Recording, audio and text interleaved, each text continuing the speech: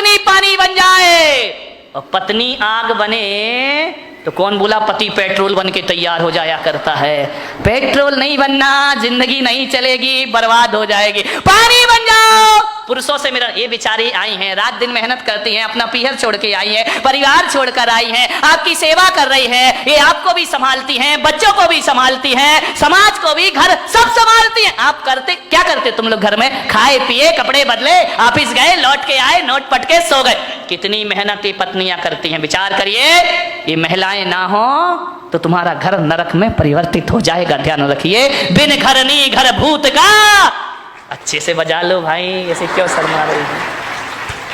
विचार करिए, आप दिन भर में 10 बार आग बनते हैं तो ये बेचारी 10 बार पानी बनती है। ध्यान रखिए, नारी का जीवन तो वो होता है, अपने लिए वो खाना भी नहीं बनाती है। ध्यान रखना, जब पति बाहर चला जाए और बच्चे भी घर में ना हो तो उससे पूछे कि क्या बनाया है, तो कहती आज कोई घर में नहीं है, क्या बनाना?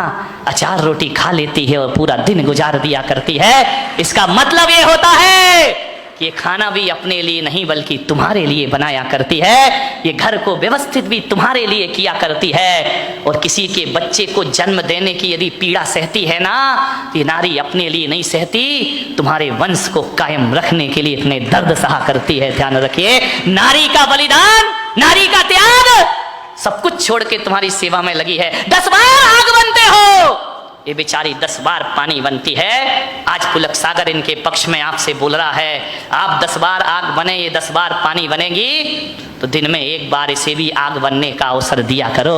और तुम पानी बन करके एक बार भी अवसर नहीं दोगे उसको पानी बनने का, एक मौका तो मिलना चाहिए ना कि एक बार मैं भी आग बनूं। तो तुम्हें कौन बोला? हमारे यहाँ तो पूरी होलिका आई है महाराज, पानी बनती नहीं है। ध्यान रखिए। मान्यवर, समय हो गया है, बात अधूरी है, फिर कभी पूरा करूंगा। 10 मिनट मैंने ज़्यादा लिए, माफ़ी चाहता हूँ, बातों में भावनाओं में बह गया, विषय अधूरा है।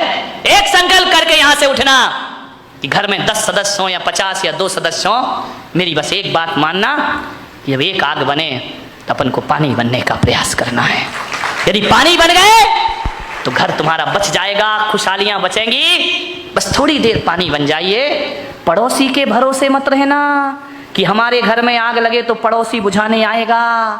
वो रामलाल पेट्रोल का डिब्बा लेके बैठा है कि कब आग लगे और कब इस पर मैं उड़ेल दूं। नहीं, जब एक गुस्सा करे दूसरा चुप हो जाए। ध्यान रखिए, सामने वाला गुस्सा करे, आप चुप हो जाइए।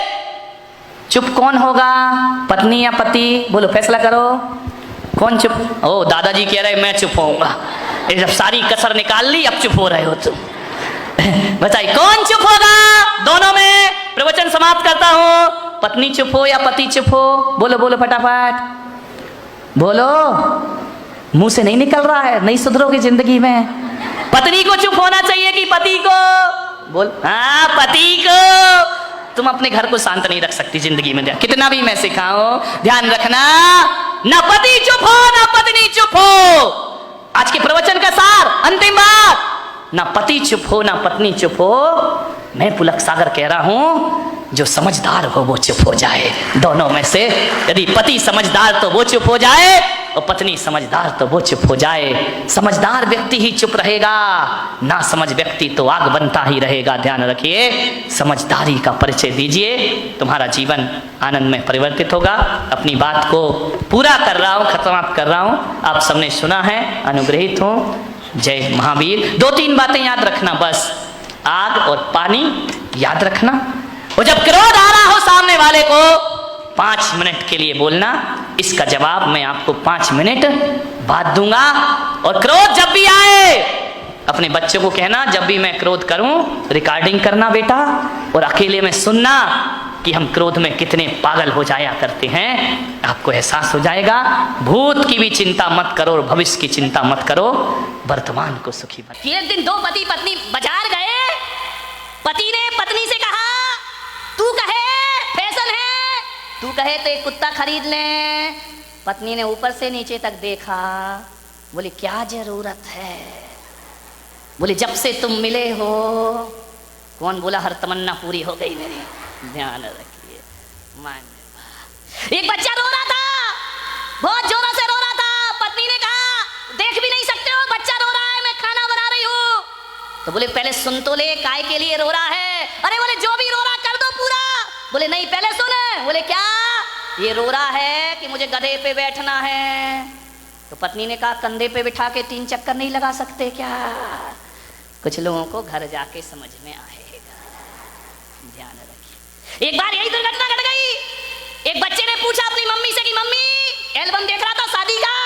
बोले पापा घोड़े पे बैठ के आ रहे हैं। बोले हाँ। बोले मम्मी एक बात बताओ, ये शादी में दूल्हा घोड़ी पर बैठ कर ही क्यों आता है, गधे पे बैठ के क्यों नहीं आता है? बोले बेटा एक गधा दूसरे गधे पे नहीं बैठ सकता है। ध्यान रखिए, मीठा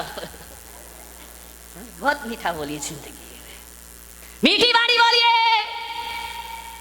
विचार करना है आपको, वाणी में मिठास भरो। लिपस्टिक से जीवन सुंदर नहीं होता है। लिपस्टिक की सुंदरता 1 दिन 2 दिन 3 दिन, साल भर बाद वो चेहरा बेकार लगने लगता है, ध्यान रखना।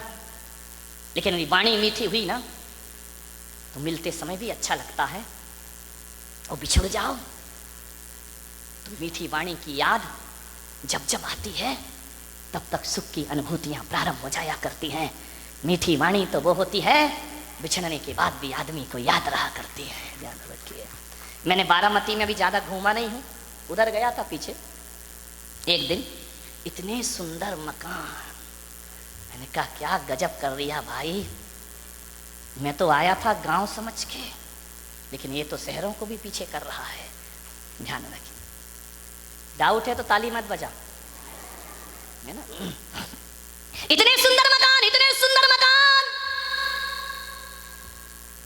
इतने खूबसूरत फर्नीचर लगा है मकानों में, विदेशी टाइल लगे हुए हैं, ध्यान रखना।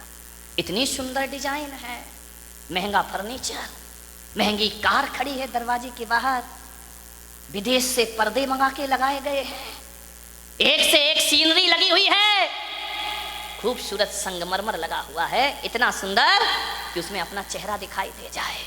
एक बात बताओ मेरे भाई, जिसका बहुत महंगा मकान हो, बहुत सुंदर फर्नीचर लगा हो, बहुत अच्छा सोफा सेट हो, डाइनिंग सेट बहुत सुंदर हो, ड्रेसिंग टेबल बहुत सुंदर हो, अलमारियां बहुत सुंदर हो, एक बात बताना, और कोई उस घर में जाए, बस सब कुछ सुंदर हो, आपकी देखकर आंखें फटी की फटी रह जाएं, कितना सुंदर मकान है, लेकिन एक बात बताइए, सब कुछ सुंदर हो लेकिन उसमें रहने वाले को बोलने का तमीज ना हो, वो बदतमीजी से बात करता हो, एक गिलास पानी भी ना पिलाता हो, और तुम गए और उसने इतना भी नहीं कहा कि भाई साहब आइए बैठिए, तो बताइए उस मकान की सुंदरता याद रहेगी आपको जाने के बाद, या उस आदमी का व्यवहार याद रहेगा आपको जाने के बाद? ध्यान रखिए, आप उस घर से निकल के जाएंगे, जिस मकान को बहुत सुंदर कह रहे थे वो मकान डिलीट हो जाएगा, और आदमी की बोली और व्यवहार जिंदगी भर याद रहेगा।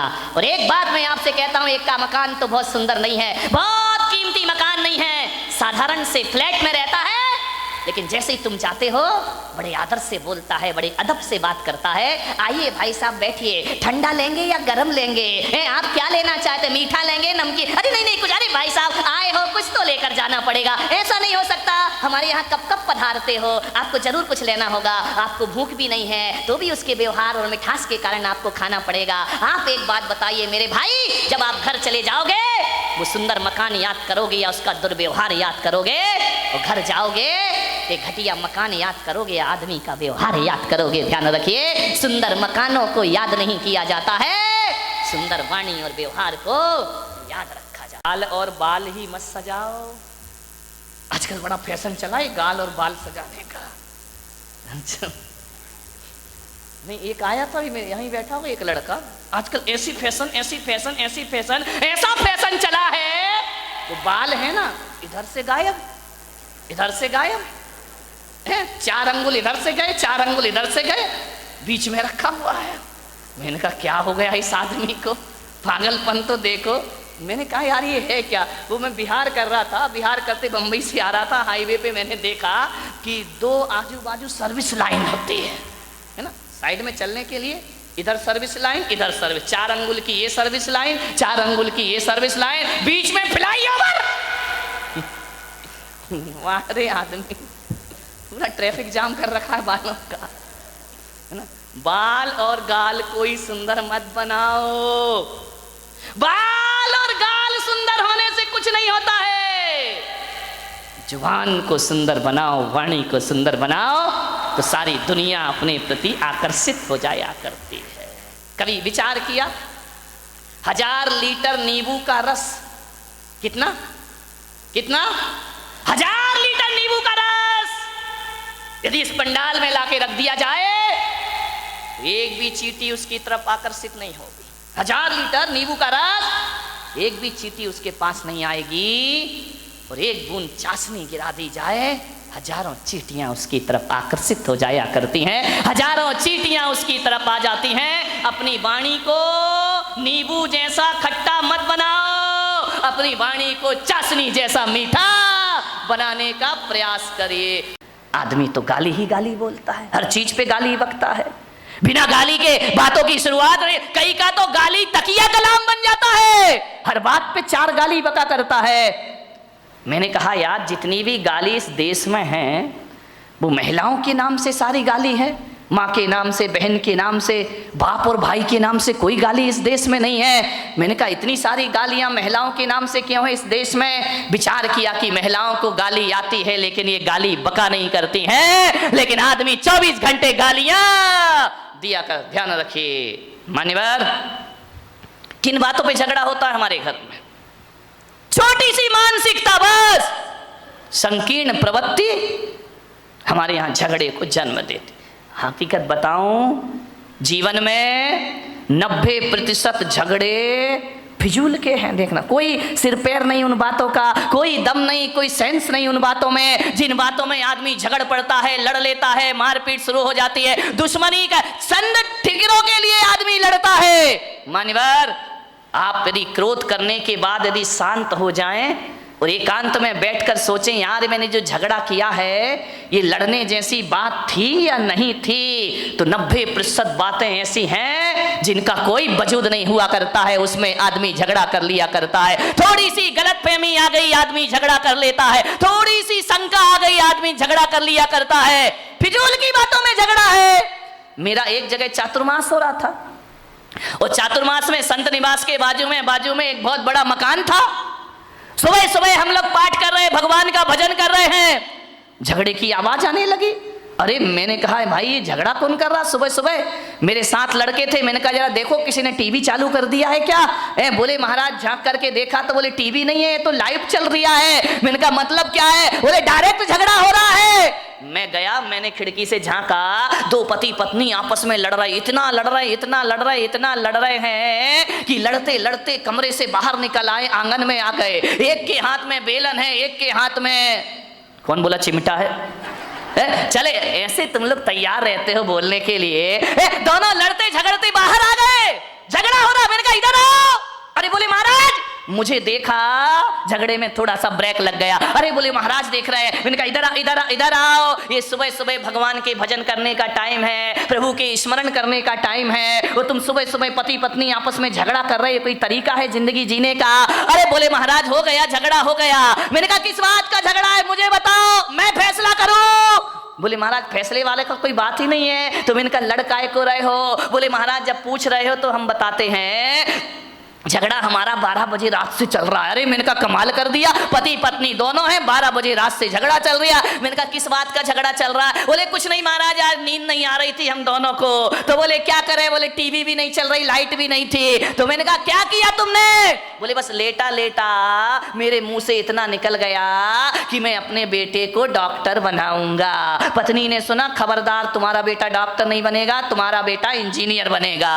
तो मैंने कहा यार तू इतना क्यों बोलती, जब मैंने कह दिया मेरा बेटा डॉक्टर बनेगा। पत्नी ने कहा कोई तुम्हारा अकेला हक नहीं है, मेरा भी हक है, मेरा बेटा इंजीनियर। अब फिजूल की बात है, इस पे झगड़ा बढ़ गया। बोले देखता हूं कैसे डॉक्टर बनाएगा।